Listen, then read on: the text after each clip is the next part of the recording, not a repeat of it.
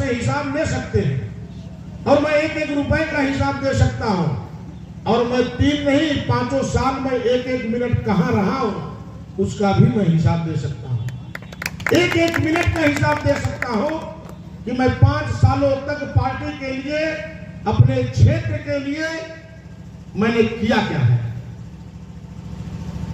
3 सालों में हमने आजादी के बाद आपको एक ऐसा सांसद मिला है जिसके घर का दरवाजा 24 घंटा खुला रहता है।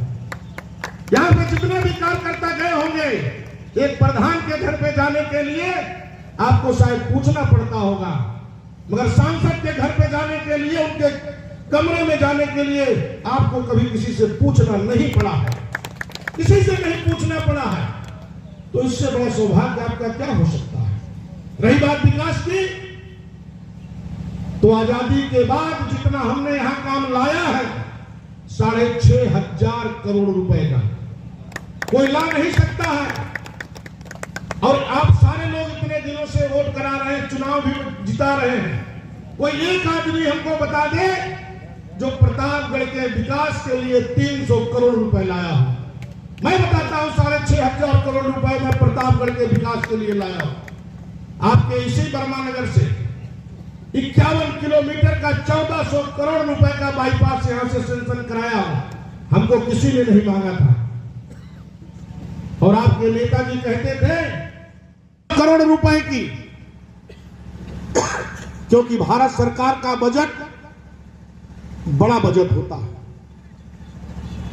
उसकी प्रक्रिया है। मगर हमने कभी कार्यकर्ताओं का सम्मान झुकने नहीं दिया है, हमने किसी से कंप्रोमाइज नहीं किया है। हमने अपने कार्यकर्ताओं के लिए निरंतर प्रयासरत रहे हैं, निरंतर प्रयासरत रहे हैं। अगर आधी रात को अगर कोई गया होगा तो आधी रात को भी संसद का दरवाजा खुला मिला होगा। संसद के दरवाजे पर कोई कार्यकर्ता गरीब से गरीब अगर गया है तो दरवाजे पे उसको बैठने को नहीं, उसको अंदर घर में ही बैठने को मिला है। जो भी गया होगा हमारे यहां, एक प्रधान के घर में जाने के लिए आपको परमिशन लेना पड़ता होगा, मगर सांसद के घर में सीधे आपकी एंट्री है। इससे बड़ा सम्मान क्या हो सकता है आपका? क्या हो सकता है इससे बड़ा सम्मान कि सांसद से सीधे आप संवाद करते हैं। आप इतने कार्यकर्ता पुराने हैं भारतीय जनता पार्टी के, एक कार्यकर्ता बता दे इसके पहले कौन से सांसद के घर में जाके सीधे बैठ जाता था? कोई नहीं बता सकता मित्रों। सांसद से मिलना भी दुश्वार था। आज मैं आपका हूं, आपकी नाराजगी बिल्कुल जायज है। आप हमसे नहीं गुस्सा होंगे तो होंगे किससे? मगर हमने किसी के सम्मान के साथ खिलवाड़ बिल्कुल नहीं किया है। हमने जो सम्मान दिया होगा कार्यकर्ताओं का आने वाले 50 सालों में नहीं मिला होगा भैया। 50 साल की मैं बात कर रहा हूं। कई सारे सांसद हुए, ऐसा थोड़ी है कि मैं पहली बार सांसद हुआ हूं। आप हमारे कार्यकाल को और उसके पहले के कार्यकाल को आप सब एकांत में बैठकर अपने दिल पर हाथ रखकर पूछिए कि संगमलाल गुप्ता के कार्यकाल में हमें सम्मान क्या मिला है और उसके पहले के सांसदों ने हमारे कार्यकाल में कौन सा सम्मान दिया है। हम ही जगाने वाले हैं मित्रों, छोटे सरकार जगाने वाले हैं। आप सब कार्यकर्ता हैं, आपका सम्मान हमारे लिए सर्वोपरि है। मगर कभी कष्ट तब होता है जब आप फेसबुक पर लिखते हैं और विरोधी उसको देखता है। सीधे संवाद करो हमसे। अगर संसद जी से किसी को दुख हुआ है तो अकेले में बैठ के हमसे बात करो, हम सुनेंगे आपकी समस्या, हल करेंगे उस समस्या को। आप तो हमसे पकड़ के भी फोन करवा लेते हैं। कोई भी कार्यकर्ता यहां बैठ मुकदमा हुआ था, गौ कसी का मुकदमा हुआ था, जेल चले गए होते। छोटे सरकार गवाह है, 10 बार मैं गया हूं और नौकरी लगी उनकी। तो जो कार्यकर्ता दिल से हमसे कहा होगा, मैं उसके काम में कभी रुका नहीं।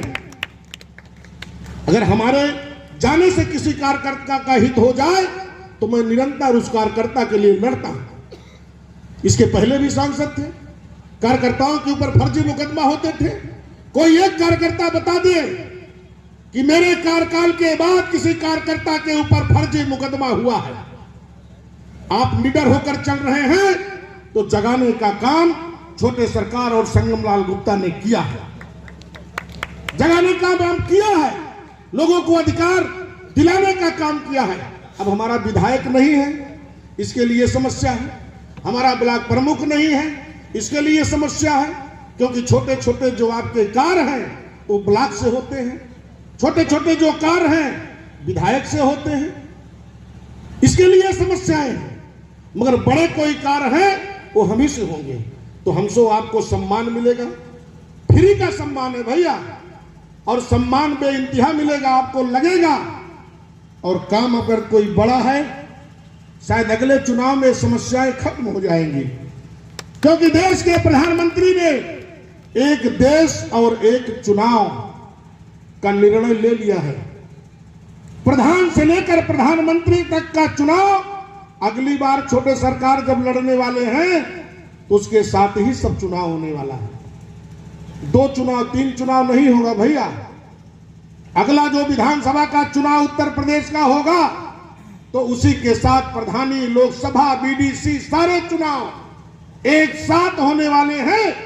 और इसी के लिए मोदी जी ने लक्ष्य रखा है 400 का, क्योंकि तिहाई बहुमत अगर होगी तभी संविधान का बदलाव किया जा सकता है। ये संगमलाल गुप्ता का चुनाव नहीं है, ये देश का चुनाव है, देश के परिवर्तन का चुनाव है। आप संगमलाल से नाराज हो सकते हैं, देश और मोदी जी से नाराज कोई कार्यकर्ता नहीं हो सकता है। हमसे नाराज होंगे, हम मनाने का काम करेंगे, क्योंकि एक चुनाव देश की भविष्य बदलने वाला है। 400 का पार जो लक्ष्य लिया है मोदी जी ने, उसका उद्देश्य यही है कि संविधान को बदलना है तो 1/3 बहुमत की आवश्यकता होगी।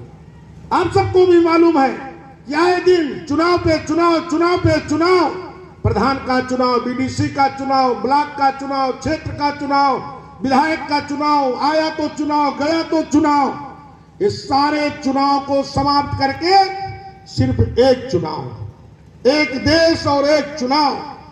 और जिस दिन एक देश और एक चुनाव हो जाएगा, उसकी कमेटी बन गई, कमेटी ने अपनी रिपोर्ट बना दिया है, जैसे ही पार्लियामेंट शुरू होगी वैसे ही कानून भी पास हो जाएगा।